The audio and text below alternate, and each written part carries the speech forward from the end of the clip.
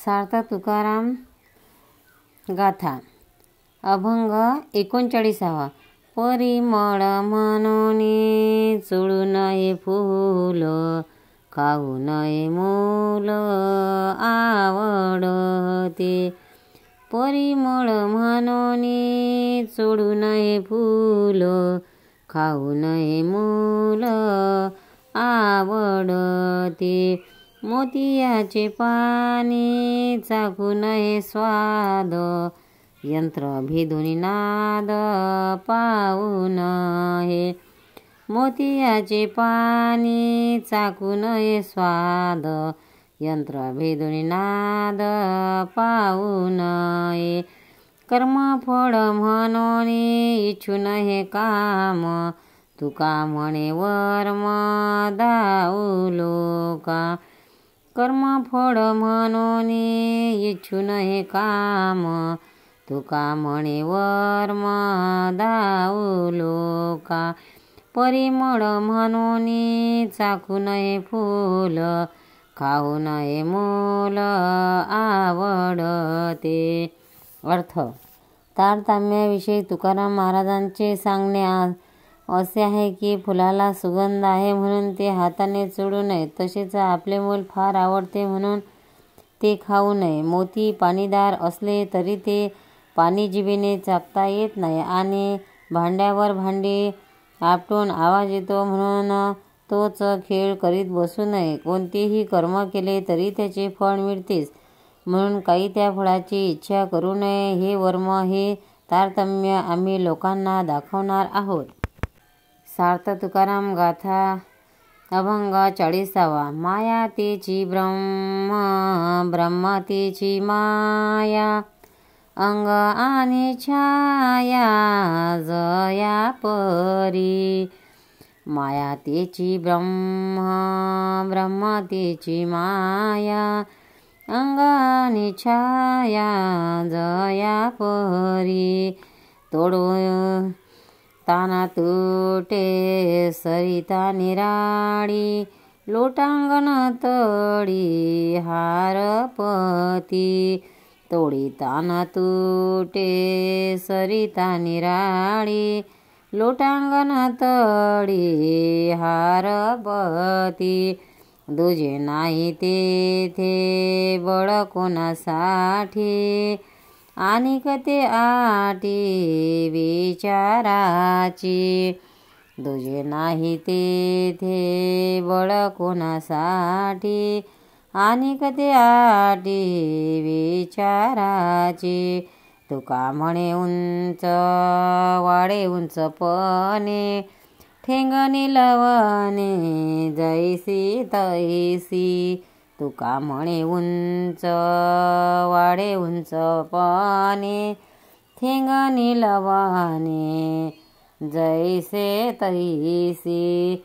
माया तेची ब्रह्म, ब्रह्म तेची माया, अंग आणि छाया जया परी. याचा अर्थ तुकाराम महाराज काही व्यवहारिक उदाहरणे देऊन माया आणि ब्रह्म समजावून सांगत आहे. जसे देह आणि त्याची छाया ही दोन दिसली तरी तात्विकदृष्ट्या त्याचे ऐक्य आहे, तसेच ब्रह्म आणि माया ही दोन नसून माया तेच ब्रह्म आणि ब्रह्म तेच माया अशी त्याची तत्वता एकता आहे. जी छाया आहे ती शास्त्राने तुटत नाही, हाताने दूर सरता येत नाही.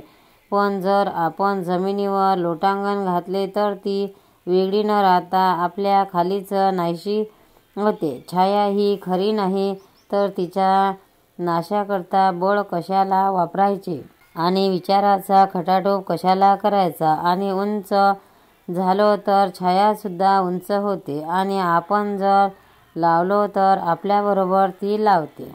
सार्थ तुकाराम महाराज गाथा अभंग 41.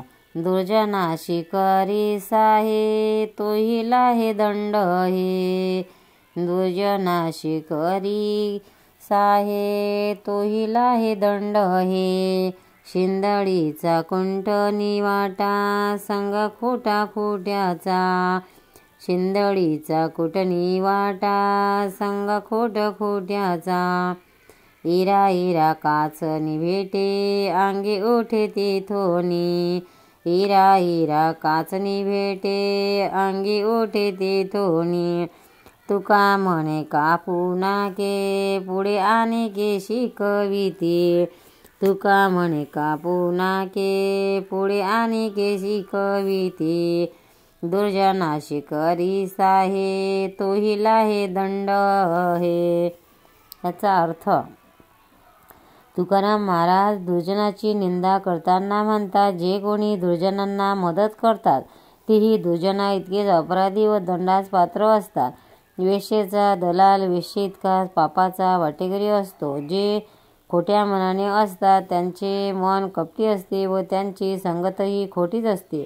दोन पदार्थ परस्परांवर घासले आणि त्यातून जसा अग्नी उत्पन्न होतो तसे दोन दुर्जन एकत्र आले की त्यातून अनर्थच उपद्रवतो। असे जे दुर्जन आहेत त्यांची आपण नाके कापली पाहिजेत, म्हणजे त्यांना शिक्षाच केली पाहिजे, नाहीतर ते इतर अनेकांना दुष्टपणा शिकवतील, हा धोका आहे। श्री सार्थ तुकाराम महाराज गाथा अभंग 42. वृत्ती भूमी राज्य द्रव्य उपाजिती जाना त्या निश्चिती देव नाही। वृत्ती भूमी राज्य द्रव्य उपाजिती जाना त्या निश्चिती देव आहे। भाडेकरी वाहे पाठीवरी भार अंतरीचे सार लाभ नाही।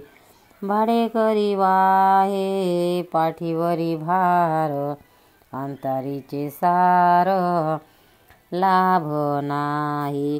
देव पूजेवरी ठेवणिया मन पाषाणा पाषाण पूजी लोभे। देव पूजेवरी ठेवणिया मन पाषाणा पाषाण पूजी लोभे।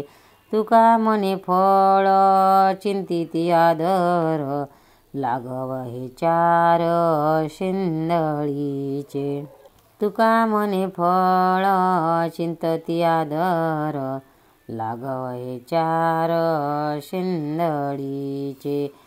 वृत्तीभूमी राज्य द्रव्य उपाजिती जाना त्या निश्चिती देव नाही। अर्थ फलेच्छा धरून प्रपंचासाठी पैसा वगैरे मिळवणाऱ्या मूढ लोकांबद्दल या अभंगात महाराज म्हणतात, एखाद्या चरित्रार्थाचा व्यवसाय मिळवून जमीन घर द्रव्य राज्य प्राप्त करून घेणारे जे लोक असतात त्यांनी परमार्थात कितीही धावपळ केली तरी त्यांना देवाची प्राप्ती होणे शक्य नाही। ओझे वाहणारा हमाल हमालीचे पैसे घेतो, पण जो माल तो वाहून नेतो त्यातील सारा भाग त्याला मिळत नसतो। तसेच हे भारावाही असतात। काही एक प्राप्ती करण्याची वासना मनात ठेवून जो देवपूजा करतो तो दगडाची पूजा करणारा दगडच म्हणावा। असेच अनेक प्रकारचे उद्योग करून त्याचे फळ म्हणून कोणतीही भोग इच्छिणारे लोक असतात। त्याची सर्व धडपड सकाम असल्यामुळे वेश्येच्या शृंगाराप्रमाणे निंद आहे। श्री सार्थ तुकाराम महाराज गाथा मधला अभंग 43.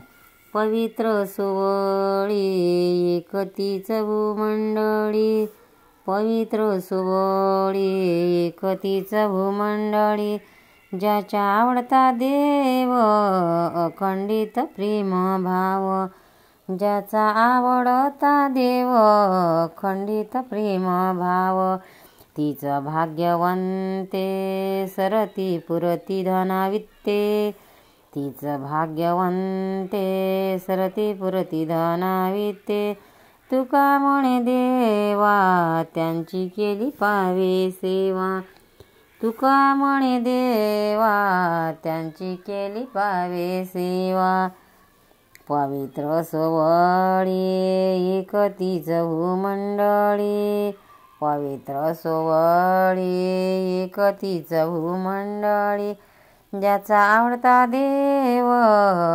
अखंडित प्रेम भाव।